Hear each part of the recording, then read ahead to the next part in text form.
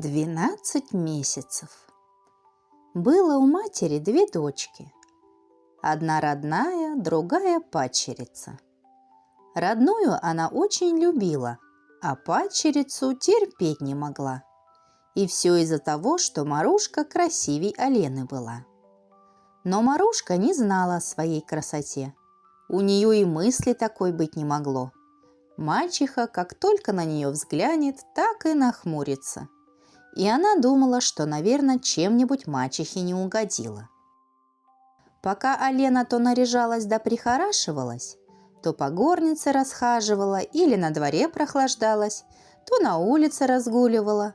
Марушка в доме чистила, прибирала, варила, стирала, шила, пряла, ткала, траву для скота косила, корову доила, всю работу делала. А мачеха, знай, бранит ее да ругается целый день. И не смягчало ее то, что та все терпеливо сносила.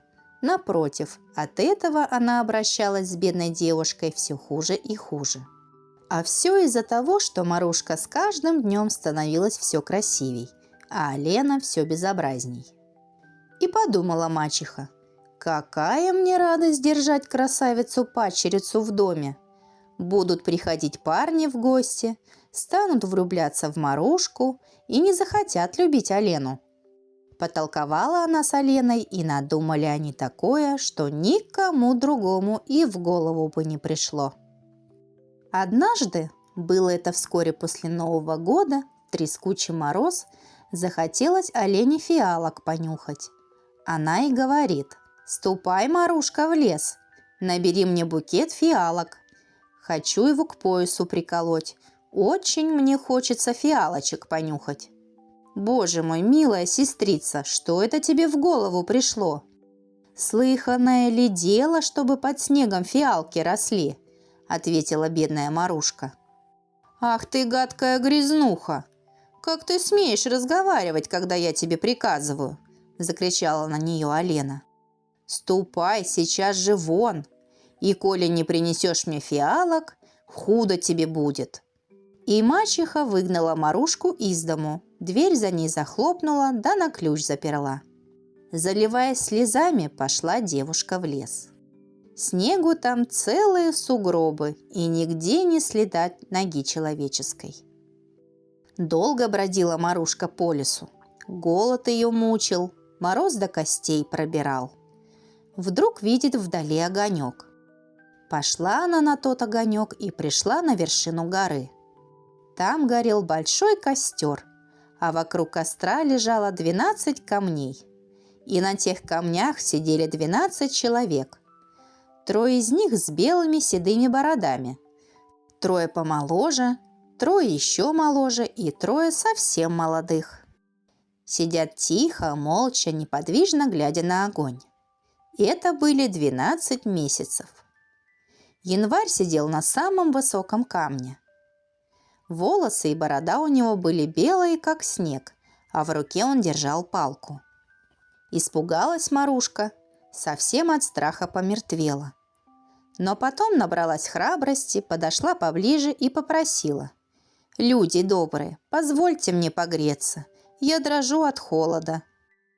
Январь кивнул головой и спрашивает ее: «Зачем пришла, девица? Чего здесь ищешь?» «Я пришла за фиалками», – ответила Марушка. «Не время теперь фиалки рвать, кругом снег», – возразил Январь. «Знаю», – сказала Марушка. «Да сестра моя Алена с мачехой велели принести им из лесу фиалок. А коли не принесу, то худо мне будет. Прошу вас покорно, дяденьки, скажите, где бы мне фиалок нарвать?»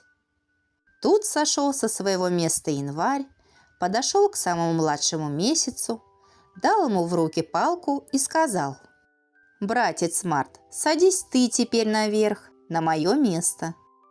Месяц Март забрался наверх, на самый высокий камень, и взмахнул палкой над огнем. Огонь взвился вверх столбом, снег начал таять, деревья покрылись почками, под молодыми буками зазеленела трава, и в траве закачались бутоны цветов. Наступила весна. Среди кустарников, укрывшись под листьями, зацвели фиалки.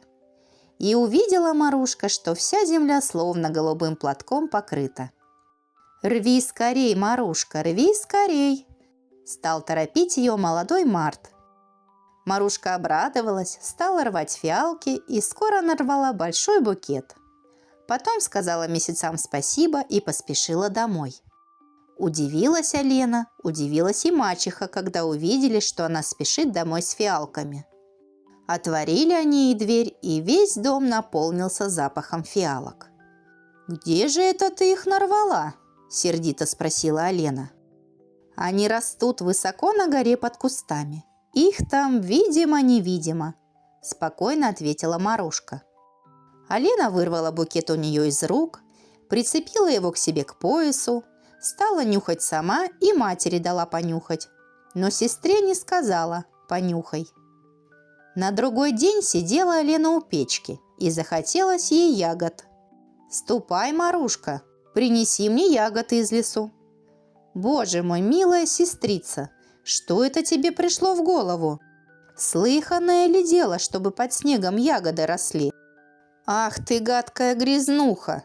Как ты смеешь разговаривать, когда я тебе приказываю? Ступай сейчас же, и коли ты мне ягод не принесешь, то худо тебе будет», – пригрозила Алена. Мачеха выгнала Марушку вон, дверь за ней захлопнула и на ключ заперла. Заливаясь слезами, пошла девушка в лес. А там сугробы снега стеной стоят, и нигде ни следа человеческого. Долго бродила Марушка по лесу. Голод ее мучил, мороз до костей пробирал. Вдруг видит вдали тот же огонек. И опять она, идя на огонек, пришла к костру. Вокруг него опять сидели 12 месяцев, и выше всех Январь, белый и бородатый, с палкой в руке. «Люди добрые, позвольте мне погреться, я совсем замерзла», – попросила Марушка. Январь кивнул головой и спрашивает ее: «Зачем опять пришла, девица? Чего здесь ищешь?» «Пришла по ягоды», – ответила девушка. «Да ведь теперь зима, на снегу ягоды не растут», – промолвил Январь. «Знаю», – печально ответила Марушка. «Да сестра Алена с мачехой велели ягод им набрать, а коли не наберу, то худо мне будет. Прошу вас покорно, дяденьки, скажите, где бы мне ягод набрать?» Тут сошел со своего места Январь, подошел к тому месяцу, который сидел напротив него, и сказал: «Братец Июнь, садись ты теперь на мое место». Июнь взобрался на самый высокий камень и взмахнул палкой над огнем. Огонь взвился в 3 раза выше. Снег в несколько мгновений растаял, деревья покрылись листьями, кругом защебетали птицы, всюду зацвели цветы. Наступило лето. Под кустами стало белым-бело, словно там насыпали белых звездочек, и белые звездочки эти на глазах стали превращаться в ягоды, которые зрели и становились красными. «Собирай скорей, Марушка, собирай скорей!» – стал торопить ее ласковый Июнь. Марушка обрадовалась и быстро набрала ягод полный передник. Потом сказала месяцам спасибо и поспешила домой. Удивилась Алена, удивилась и мачеха, когда увидали, что Марушка спешит домой и ягод у нее полный передник. Отворили ей дверь, и весь дом наполнился запахом ягод. «Где же это ты их набрала?» – сердито спросила Алена. «Они растут высоко на горе. Их там видимо-невидимо», – спокойно ответила Марушка. Алена взяла у нее ягоды и наелась досыта. Наелась и мачеха. Но Марушке они не сказали: «Возьми себе ягодку». Полакомилась Алена, а на 3-й день захотелось ей уж яблочко отведать. «Ступай, Марушка, в лес, принеси мне яблок румяных», – приказала она. «Боже мой, милая сестрица, что это тебе пришло в голову? Слыханное ли дело, чтобы зимой яблоки зрели?» «Ах ты, гадкая грязнуха! Как ты смеешь разговаривать, когда я тебе приказываю? «Ступай сейчас же в лес, и коли мне румяных яблок не принесешь, то худо тебе будет», – пригрозила Алена. Мачеха выгнала Марушку из дому, захлопнула за ней дверь и на ключ заперла. Заливаясь слезами, пошла девушка в лес. Сугробы снега там стеной стоят, и нигде ни следа ноги человеческой. Долго бродила Марушка по лесу. Голод ее мучил, мороз до костей пробирал. Вдруг видит, вдали опять тот же огонек. Пошла Марушка на него и пришла к костру. 12 человек, 12 месяцев сидели вокруг, словно прикованные. И выше всех Январь, белый и бородатый, с палкой в руке.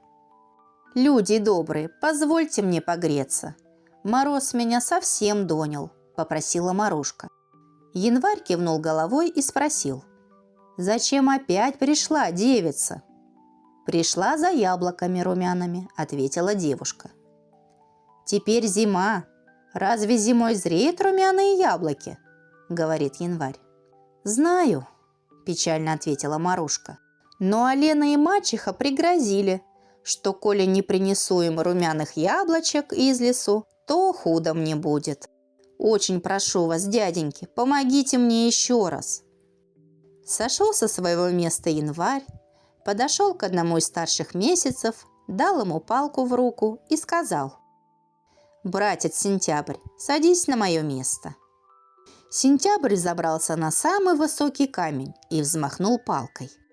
Огонь взметнулся вверх, снег растаял. Но листья на деревьях не распустились, а пожелтелые понемногу стали падать на землю. Наступила осень. Не увидела Марушка ярких цветов, да она их и не искала. Она смотрела теперь только на деревья и вдруг увидела яблоню. На ней высоко-высоко на концах ветвей висят румяные яблоки. «Тряси, Марушка, тряси скорей!» – сказал Сентябрь. Марушка тряхнула яблоню, и с нее упало яблоко. Тряхнула другой раз, упало другое. «Бери, Марушка, бери скорей и беги домой!» – крикнул Сентябрь. Схватила она 2 яблока, сказала месяцам спасибо и поспешила домой. Удивилась Алена, удивилась и мачеха, когда Марушка вернулась. Отворили они ей, и она подала им 2 яблока. «Где же это ты их сорвала?» – спросила Алена. «Они растут высоко на горе. Там еще много», – ответила Марушка. Только она сказала, что их много, как Алена накинулась на нее. «Ах ты, гадкая грязнуха! Почему же ты больше не принесла? Верно, сама по дороге съела?» «Милая сестрица, не ела я ни кусочка. Когда я первый раз дерево тряхнула, 1 яблоко упало. 2 раз тряхнула, упало 2, а больше трясти мне не дали. Крикнули, чтоб я домой шла», – сказала Марушка. «А чтоб тебя нелегкая взяла!» – забранилась Алена и кинулась бить ее. Мачеха не хотела отставать и схватила дубинку. Но Марушка не далась им в руки, убежала на кухню и спряталась где-то за печью. Лакомка Алена перестала браниться и набросилась на яблоко. Другое дала матери. Таких сладких яблок они ни разу в жизни не едали. В первый раз отведали. «Мама, дай мне сумку, я сама в лес пойду. Эта дуреха непременно все съест по дороге, а я найду то место и все яблоки стрясу, хоть сам черт на меня напустись».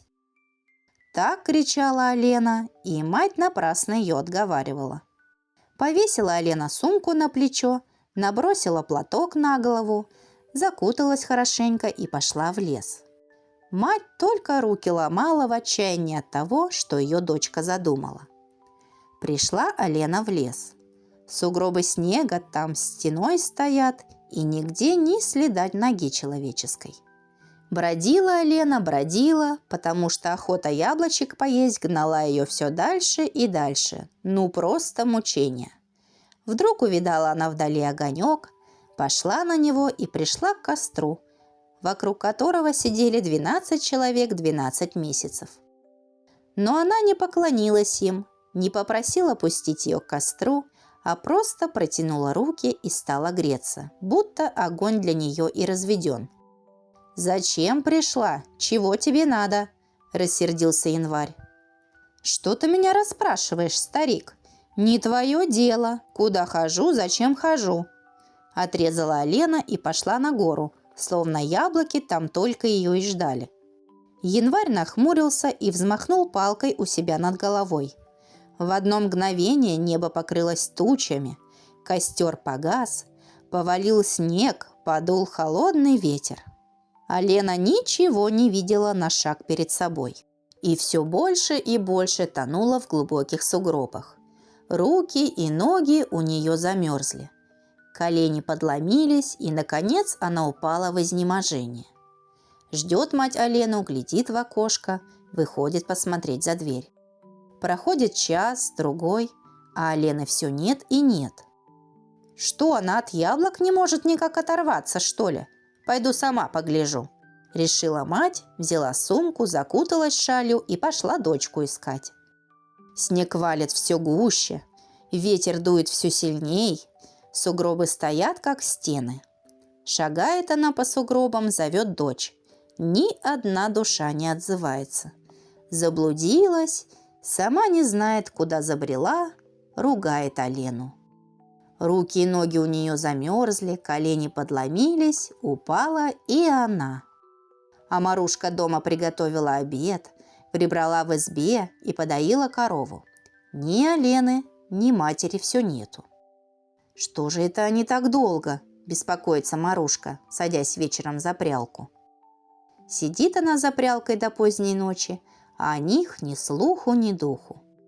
«Ах, боже мой, что с ними приключилось?» – волнуется добрая девушка и с тоской смотрит в окошко. Там ни единой души.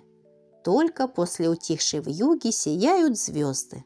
Земля искрится от снега, да крыши трещат от мороза. Печально опустила Марушка занавеску. С утра опять стала ждать их и к завтраку, и к обеду, но так и не дождалась ни Алены, ни матери. Обе замерзли в лесу. После них остались Марушки домик, коровка, садик, поле и лужок возле дома. А пришла весна, нашелся и хозяин всему этому богатству.